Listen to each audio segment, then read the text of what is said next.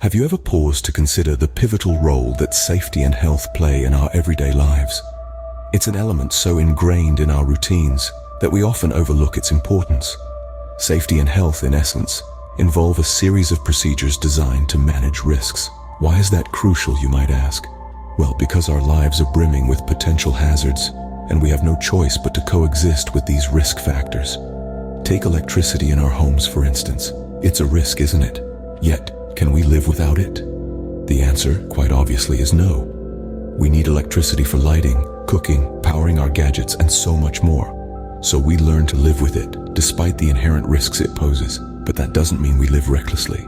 On the contrary, safety measures are put in place to control these risks. The goal is not to eliminate hazards altogether, because that's nearly impossible, but to manage them to a level where they pose an acceptable level of danger. So how does that work with something like electricity? Well, it's all about implementing a set of procedures, recommendations, and requirements that help us keep the risk at an acceptable level. Think about it.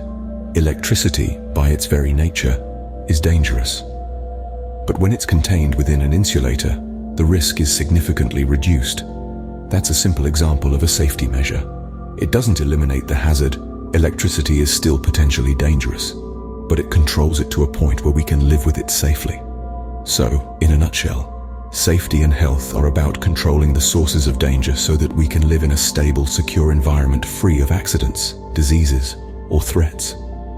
It's about making potential hazards manageable, reducing their impact to an acceptable level. To summarize, safety and health are integral to our everyday lives, helping us manage the risks that surround us.